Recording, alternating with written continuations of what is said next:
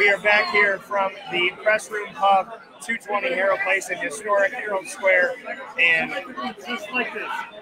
moments, man. You know, I'm a human being. At the end of the day, I have emotions, I have the feelings, I have, you know, I'm not a machine. So at the end of the day, you know, I'm going to be human. I'm not going to sit here and try and hide who I am. You know, I'm someone that learns to love. I'm someone that learns to have anger. I'm someone that learns to, you know, just try and have understanding. You know, and at the end of the day, I try and be myself. You know, but with that comes emotions. You know, I'm a very emotional person, and that's what I'm going to be. You know, I mean, I speak from the heart. I want the best for everybody. You know, I love my children. I love my family. I love my friends. You know, and I just try and go out there every single day to be the best person I possibly can be. I'm a role model to a lot of people, so I try and stand up, you know, and I have this tough persona, but deep down inside, you know, I'm just like anybody else. You know, I have a weakness about me, and that's where, you know, an affirmation of being a people person. I'm a people person, you know. Yeah. So it is what it is. You got me. You got me today, bro. So, beautiful things, and there's a reason. God doesn't make mistakes. No, he does not. And we end up in places that we're supposed to be. He gives us lessons, you know, and lessons for us to learn, you know, that will either break us or make us. If they break you, that's your choice. If they make you, that's your choice also. You know, so you have to just go out there and just keep fighting, and, you know, you want to have to get better and do better every single day. And that's what I do. So, we look at life, we look at getting better, we look at progressing. Can we go back to that game? You feel comfortable enough to go back to it? To talk about? I feel comfortable with it, man. But for me, I mean, I haven't seen a prosecuting attorney for my father's trial, Glenn Sotheby, until just this moment, just right now. You know, and what he did for years? Oh my gosh, it's been 20 years. You know, and now he's the district judicial judge. You know, so he's big time now. You know, for him to come up to me and tell me he has the utmost respect for me, you know, and tell me how I held myself with composure during that trial and everything, you know, I have the utmost respect for me, says a lot. You know, because I have the utmost respect for him for how he handled the trial and how he made me feel like a human being when I was going through the toughest part of my life. Yeah. You know, I always say, there's good people in life, there's bad people in life. And he's a great man, you know, and he helped me out a lot through a process that almost destroyed me as a man. You know, but I try not to let things get me down. I try and be stronger. I try and go out there and do positive things and good things in the community and as a role model, you know, to help people better themselves, you know. But I live in a world where there are bad people, you know, and I must understand that, and everyone must understand that. But you try and flake that off. You try, you know, to brush it off your shoulder. Just go out there and be a good person. I say it every single day. Just be a good person. It costs nothing to be a good person. It's free. Yeah. All it costs is effort and time to be a good person. Why is it so damn hard? It's not. I think it's hard. I think it's for harder to stay some people angry. it is. It's to me, it's harder to stay angry. They said it takes more muscles in your face to frown than it does to smile. Anger and hate will be the destruction of man. That's true. And love is the only thing that saves. Only thing that saves. It's the only thing that saves. Love, forgiveness, and understanding will save us. If we don't have that, we will never be saved. So you see this gentleman, prosecuting attorney in your father's murder, and he looks at you and says, "You left an impression on me." When you said to him, "I love you, you know, thank you for what you did for me," he stopped and just, it looked like he was impressed by you, impressed by that. No ego, just a whole lot of love. Like that, to me, that's a moment. That's a special moment. I mean, there's a human being that understood and realized at the time what I was going through. I mean, for goodness sakes, I had just lost my father to being murdered by a 17-year-old kid. You know, and I have a prosecutor attorney who think on television shows and things of that nature only give a damn about their job. He didn't. He cared about me as a human being and as an individual. You know, it's the caring and the compassion and the hurt in my eyes, you know, just to be like a zombie out there. But for him to have the compassion in his words and how he presented his case, you know, to convict this young man of the charges he did, you know, that was enough for me. So as I did right here, I thanked him for allowing me to be able to be human and whole again, because I was a lost soul at that point. But now I'm human, a whole person, and I've never got the chance to see him. This is the first time I've seen him since that trial. I've heard about him. I've seen other cases. He's he's been out there and prosecuted, but I never had a chance to get the opportunity to thank him, you know, and show him the appreciation I have for him being the human being and being the beacon in my life during a time of need. So I really love Vince Sotheby, and I really appreciate him. And thank him for what he did for me. Did he help you find peace? He helped me find peace. Yes, he did. That's amazing. It is. From one human to another. And he didn't owe that to you. He gave it freely. Didn't want anything, wasn't expecting anything, was just doing his job to try and help another human being who he saw hurting. If the rest of the world cared about others who are suffering or in need or who are struggling, we'd be a better place. But unfortunately, we live in a world that's dictated by those that want to step on those that are suffering and want to get in need. I'm not going to sit here and say any names or any regime or anyone in power, but we live in a world that wants to step on the neck of those that are, and I don't want to swear in the air, struggling. I can never do that as a human being and as a man, because I will never teach my children to ever step on the necks or make somebody suffer who's already suffering. And the thing is, even if somebody is, and I've said this before, and I've learned it a lot in my life, especially now. Happy people don't attack other people. No. People who are determined and going after their dreams don't attack other people. And there's a notion that if your soul is pure, if your heart is pure, and you put a little bit of hate in it, it's like a drop of black dye. And once you drop that black dye in, it expands until your whole heart is black. So you can't even have the tiniest bit of hate in your heart. You know what? Bullies attack people, megalomaniacs attack people, insecure people attack people, narcissists attack people. I can go on and on and on about those individuals that attack people. You figure it out. I'm not going to sit here and dictate and name names, and name people, places, things of that nature. But you can open your eyes and have damn common sense to see those that attack others, because they live in a world where they're lost themselves. Yeah. I feel so bad for certain people that have to make others feel down to make themselves feel better, because they're going to be lost souls and will never get into heaven. Because heaven does not have monetary currency. Your currency in heaven is your soul, how clean you keep it. Does not matter how much money you have on this planet. You could have $1 gazillion. Does not mean God will accept you into heaven if you're a bad person and does not use your fame, fortune, and resources to help others. God help other people. Yeah. Why can't we as man and humans who were created by God be the same? Be godlike, which is what my son Jaden Michael's middle name is. Michael means as one with God. Yeah. Be more like that. It's a protector of humanity. It's amazing to watch people. But you learn I'm a people watcher. And I learn a lot from watching people.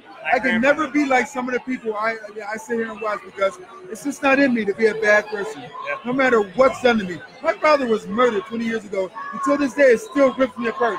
But I still go out every single day, bust my behind, work as hard as I can, not to just make myself better, but to try and make others better also. Yeah. I'm in front of anywhere between 20 to 50 children, young, impressionable minds, every single day. But I mold these minds to be better people. Do I instill my values in them? Hell no. But I instill the goodness of being able to go out there and just being a good person in them every single day. Yeah. I always do that. But my philosophies and my values and my morals, I instill in myself. If they happen to follow me, good for them. I will always steer them in the right path to being righteous and good people. I'm not religious at all, because I don't believe in religion, because it allows me to not like someone because they are different than me. I'm spiritual. Yeah. From the simple fact that I can love anybody, even though they hate me. All Klansmen out there, I love them because they are God's creation. Do I disagree with them? 100%. But that does not mean I should not love them as human beings. I love all human beings. And that type of love and that type of compassion and that type of reality is something that brought us together. Yes. And I've said that, and I got to shout out Mark Jones, because Mark, you and I all came from different places at different times, but we were all born and raised in Syracuse, New York. Yes. So we came from this blue-collar town. We came from this place, but at different times, at different points, all found each other, found the things that drive us and bring us together: our humanity, our love, our spirituality, our faith, our comedy, our honesty, our hard working, our going after our dreams, wanting to treat people with equality, treating people with equality, and not making excuses. The three of us are the only three amigos that I need. They're the only thing that I truly need to understand in my life is when it comes to looking at you and looking at Mark. And I appreciate that. Mark is a special Where are person. you, Mark? You're come out. You know, Mark is a special person. I mean, I've known Mark for eons. You know, and just I can see right Mark Jones. I can see right through him. You know, and by that, in a good sense of his heart is pure. Yeah. By that I mean Mark means goodness for everyone. You know, he doesn't have a malice bone in his body. You know, no matter what you do to, you can slap him, he's still gonna find a reason, you know, to try and save you and try and help you. You know, it's just always surround yourself with good people like that. Yeah. You know, we live in a world where we see much so. If you turn the TV on, it's like, oh my God, you see so much violence, you see so much hatred, you see so much divisiveness, you see, you know, and you see these so-called leaders, you know, throwing fuel on a fire, you know, and it's sad to watch, you know, because it makes you look back and see that they must have been so lost in their life that, you know, they had no one to love them. And I can sit there and tell everybody who's going through a tough time and everything like that, you know what, I love you. You know, I truly, as a human being, love you, you know. I hope you find peace in what it is that's ailing you, what it is that makes you want to hate someone else. I don't hate anybody. I always tell everybody, if I don't hate the young man that murdered my father, why would I hate anybody else? I have no hate in my heart for anybody. I just try and go out there and do the best job I can possibly every day to make everyone else better. Because that's what I do on myself. Yeah. I probably cry once a week because I miss him. Yeah. I miss talking to him. I miss understanding from him. I miss trying to figure out, you know, what's right, what's wrong. I mean, it's just, I hear it from my sons all the time, Dad, you know, but to me, I can't say Dad. That was taken away from me. You know, and that hurts. It hurts a lot. But you know what? It takes a big man to stand up and realize that it is what it is. Yeah. I have to move on. I have to move on, not just for me. I have to move on for two young boys that look up to me every single day as being a rock, you know, in their lives, for being a dad they can look up to and respect and understand that my dad went through a tough time, but look at him right now. He stands up, he fights for what's right, and he always believes in us, and he lives his life, you know, accordingly. And that's what I do every single day. No matter how much I hurt, I'll always do what's right. And that is, it's a living example of what we should be. And it's that lack of hate, that lack of desire to hurt another person. You know what I've gone through, you've gone through what we go through, and I wish no bad on the people that have wronged me. I don't hate the people that have wronged me. I hope they find peace. I hope they find God. I hope they stop abusing themselves and hurting themselves and abusing other people and hurting other people. I hope that they find happiness and they don't try to take it away from anybody and they don't take it away from themselves. That's the crazy thing about you and me, is that we get punched, but we're not going to hit you back. No. We're going to give you a hug and say, you know what? I hope you get what you need. Because this world can't be cured by everybody hitting each other. You know, God said turn the other cheek. He didn't say an eye for an eye. He said, they slap you here, you turn it over there.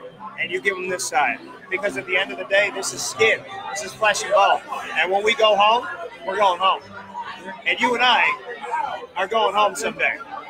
I mean, that's a big part of it. People need to find understanding, find a way to forgive. Yeah. You don't forgive, you know, for the sanctity of the other person. You forgive for yourself. Yeah. Forgiving allows you to heal. Forgiving allows you to have understanding. Forgiving allows you to have peace, to be within yourself. You know, so until people understand that, they'll never know. I always sit here and say, people do not understand what it is to be strong until being strong is required of them. They'll never get it. I hope to God, and I pray to God, no one ever has to go through what I went through in life, because a lot of people never survive and come out from it. But it makes you a much better human being, a much better person when you do. And it allowed, I don't know who you were before that, but I would venture to say that the loving, caring, honest, faithful, wonderful person that you were before your father's murder made it through. Yes, it did. And that is a tougher fight than most people could ever imagine having. I could have easily taken the other direction. Yeah. And people would have, the sad thing is though, people would have understood. But that's not who I am. But we would have lost the light in the world. We would have. That's not who I am. No, I have generations of young people and people to mentor and, you know, and give advice and give an outline to life left in me. Like I said, I'm here for a reason. Yeah. God still wants me here for a reason. So I'm going to do, as I said before, I'm not religious, but I'm going to do his bidding every single day I wake up I'm giving life to be the best person I possibly can. Will I be perfect? Will I make mistakes? Oh, all the time. But you know what? I can correct mistakes. That's okay. As long as I'm here in life, I can correct it. And that's what I'll do. And I said, God doesn't wake you up in the morning to remind you you're a bad person. God doesn't wake you up in the morning to see you fail. God wakes you up because he believes that today you can do it right. Correct. Today you can continue doing it right. Today you can make it. I said, God does not make mistakes. And every day he wakes me up, I do the same thing you do. So I get up in the morning, I look up and I say, thank you for waking me up today, God. And if I do anything before I say that, I apologize. And then I say, thank you for waking me up today, God. Because he decided. Yes, it is. He decides. I don't decide. He says, you get to wake up today. You get to have another chance. You get to make it happen. And the thing is, people will always try to hurt you. People will always try to change the story. People will always try to manipulate perception reality instead of reality being perception and whatnot. But the only thing that I know about life is that people like you keep people like me moving forward. And I love you for that. Well, thank you. You know I love you for that. I know. But, you know, I love you also. But I am who I am. You know, I can't. I look at a world where we ban this person. We demoralize this person. You know, we prop up. It's like, and I'm like, why? Yeah. And I teach my son, and I have 2 young boys. I teach them every day. Just be a good person. We were talking about it earlier. Being a good person is free. Yeah. It costs you nothing. Right. I don't get it, man. And it's a lot easier to do. I stopped trying to understand society a long time ago, and I dictate who I am and what I do by my own personal values and me. I live by a set of morals. I live by a set of values, and I'll never deter from the morals or values. So any outside influence that tries to dictate indifference for those morals and values I live by, I'll always fight against. Yeah. And you have to, because if you don't, then who will? It is what it is. Here's the thing. I've said no name, but a lot of people can tell what I'm talking about. And I've said it too. You know, people talk to me like, when you're on your show, you know, did you say this? Did you say that? I said no names. Right. And that's what I said on my show. I said to one of my buddies today, I said, he was like, yesterday, he said, well, don't talk about this or talk about that specifically. I said, I always will speak my truth through my vessel, which is right here. I will always speak my truth. And I don't say names, and I don't say a specific thing, but you know who you are. And if you put, and I had 2 ex-girlfriends. It's called common sense. Right. Well, that's the thing. I had 2 ex-girlfriends that both said to me at separate times in my life, please, if we ever break up, or as we're breaking up, they're like, promise me you'll never tell anybody what I did to you, and that you'll never tell anybody my name. And I said, honey, why would anyone have to tell you? My ex-wife can tell you, ex-wife, that's funny. My ex-wife can tell you, I'll let her explain the type of person I am. Right. I can give her the free reign. And she'll tell you, he didn't work out, we're best friends now, but he's a great human being. Right. He's a great father to his kids. He's a great person. He was always there for me. We just didn't work out. We had our differences. So I'll let anybody that personally knows me explain me.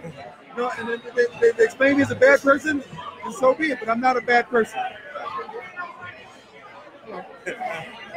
So when we look at what you look at, like, we're on air right now. We're broadcasting live now onto the internet for the show. You probably want my opinion. You can give your opinion. I think I met you.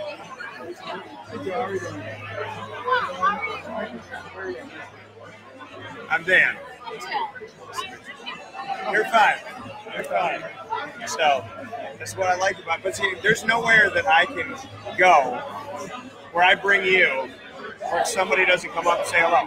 We've been in a bar with 3 people. We've been in a bar with 100 people. We've been in a bar with 200 people. We've been in a bar with LSU fans. We've been in a bar, it doesn't matter. Somebody comes up and goes, are you Rob Drummond? I remember this play, I remember this moment, or I love what you do for the community, or I remember this, and that's special. And to get back to my other point, when I was told by my exes, don't talk about what I've done to you, I said, sweetheart, I lived it, and I find comedy in the crazy. So I said, I may not say your name, but it's on you that you did that. And if I don't talk about my truth, I can't make other people feel better. And I find it through comedy. And I, in the last few weeks, went on the air, and I didn't talk about it or this person, but I spoke honesty on adversity. I protected someone I didn't need to protect. And you know what happened? I had people messaging the show saying, this is going on with my dad, this is going on with my sister, this is going on with my mom, this is going on. And people started sharing with me their truth, their problems, because I wasn't afraid to open up, so they weren't afraid to open up. And as you know, that's what this show is for. This show, Wake Up Call, has always been what it's called, a wake-up call. It is for people to feel safe, to feel free. Yeah, we talk about sports, but we talk about reality. We talk about life. And you and I, as you said to Trish, I allow you to be you. You've never asked me to be anything other than me.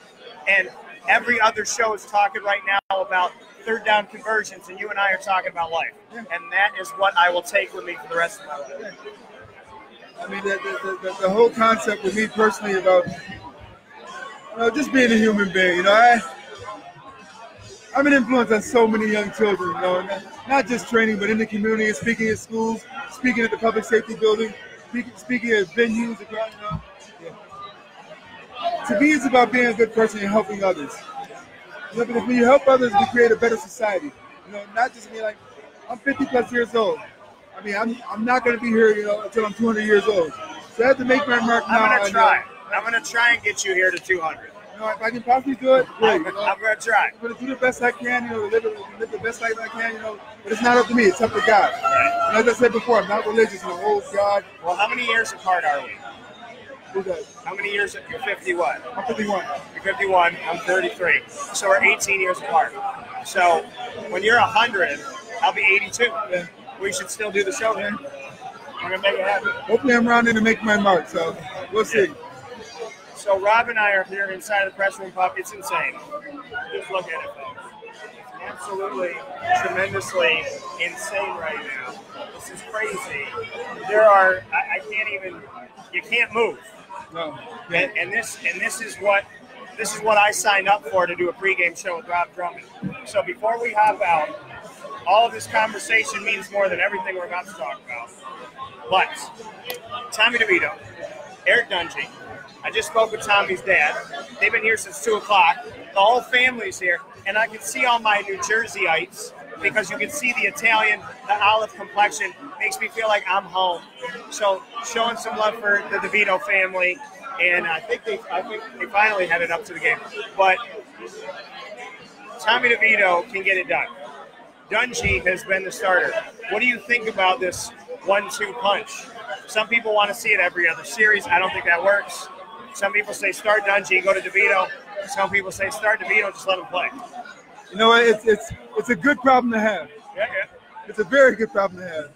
I mean, I say start Dungy because he has that senior leadership, and all the kids on the team respect him. Yeah. For what he's done over the last 4 years on such bad teams, but still carried them. Yeah. So Dungy's a start, and if he starts to struggle, you have an adequate backup. You have to come in there, and alleviate some of what's going on. So Dungy's a start, and they should take it from there and let the rest take care of itself. What do you think about how Tommy has played so far? I think he's played amazing for the situation he's come into. But the thing about Tommy is teams don't prepare for him. So it's easy to walk into a situation where teams don't prepare for you and do well. If he became the starters, the teams prepared for him, it'd be a whole different story. As a defense coordinator, he's not very mobile in the pocket. He doesn't move well inside the pocket. Throws a great deep ball. He's a very good passer. So throw a few more blitzes at him, a few more of the schemes to confuse him. So they could definitely game plan him if they had a week to prepare for him. So it'll be interesting to see. He stepped in against Florida State. They were up 6-0. They win 30-7. He comes in a game against North Carolina where they were up by, I think it was 20-7, went down 21-20. They win the game in double overtime. He has been a great closing pitcher. Has he shown you enough in that time to think he can play a full four quarters? He's shown me he can play, but as I said before, they haven't had a week to game plan for him. That makes a huge difference. When you can sit there and look at your opponent for an entire week on film, you study his negative and the positive. You study what he's good at, what he's bad at. You have a chance to prepare for that. When you don't prepare for that, he can take advantage of it. If you get a week to prepare for Tommy DeVito, trust me, the outcome may be a lot different. His presence in the pocket, his ability to survey the field, he seems to give every receiver a play on the ball. He throws out in front of you. He doesn't underthrow a lot of these receivers at all. He's got a great arm. And he only runs if it's his 10th option. He doesn't run unless he has to. He's got a great arm. He's not mobile in the pocket. Doesn't give you that option. Do you like it, though? Because Dungy can get that 60-yard run, but Dungy will also hold on to the ball forever. So what would you rather have, the pocket passer or the runner? I mean, it's a different dynamics. But the way Syracuse is set up now as far as their offense, you want that pocket passer. Yeah. But we don't have a ground game just to have that pocket passer. Eric Dungy is a huge part of the run game, so that gives Syracuse another dimension. Tommy DeVito in the game, your running backs are going to have to be the major ground gainers, and they just haven't been getting it done. Yeah. So if I'm a defensive coordinator, I mean, like, they're not. Syracuse has named in the last 4 years where Syracuse has beaten anybody on the ground. So you play to defend the pass. Once you take the pass away from the quarterback standpoint, they're done.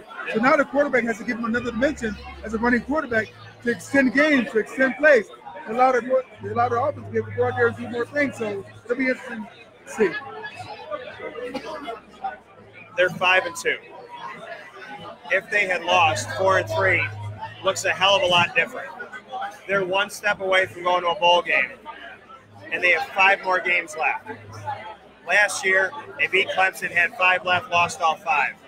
Why is this year's team better? What makes them different? They seem to play with more heart. They seem to have more understanding of the offense and defense. They seem to have, a willingness to be able to go out there and fight and not get pushed around. So this team is definitely much improved from last year's team. But again, as you pointed out, they lost 5 games in a row last year. So don't go start counting bowl games or talking bowl games right now. Just worry about the task at hand, which is NC State. Because after NC State, they have a monster schedule left. Because all those teams after NC State are capable of beating them. Yeah. They got Louisville, who's a wounded dog. They got Boston College, who has A.J. Dillon and Anthony Brown, and their defense. That just won yesterday. And their defense. On top of that, they got Notre Dame, who's in the top 4 right now. And then they also have to play Wake Forest before they finish everything up. So there's going to be a lot to be had in these last few games. And so Wake Forest, BC, Louisville, Notre Dame, and I'm missing somebody here. I'm missing another team. I saw it yesterday. Look at me. I'm sitting here racking my way. They played Clemson, played Florida State. They're going to play NC State. NC State today, yeah. Yeah, that's the fifth That's one. why we're not here. So they have a tough schedule. Nothing is going to be easy. And we know that when Syracuse plays down to competition, they get beat. So it's stay the course. It's get after it. It's be hungry. It's be ferocious. But I will tell you this. If these fans show up, that showed up to our pregame show, if these fans that are wall-to-wall at the press room, so you can hardly hear us, if they show up to the dome and they rock that dome. Tommy DeVito's dad said it. He goes, look at what happened. He said that dome was half full and everybody stayed and they were loud. He said, think about if you keep putting more people in the dome. You remember it. I remember the dome where I couldn't hear. If you were sitting next to me going, hey, Dan, what do you think about that play? I'd be like, what? So I miss those days. Those days need to come back. These fans need to be there. They need to come back. They are here tonight, so bring yourself out to the dome. Make it the Loud House. Give it what it's deserved. Give it what it should have. I know everybody wants to win, but winning is a lot easier when your hometown, every time you fall, has got you. There's nothing, and you can speak to that truth. There is nothing better than having a city behind you that you are fighting for. And for you and I, there's nothing better than having a city behind you that we are born in, raised in. And I love this city of Syracuse, and you love this city of Syracuse.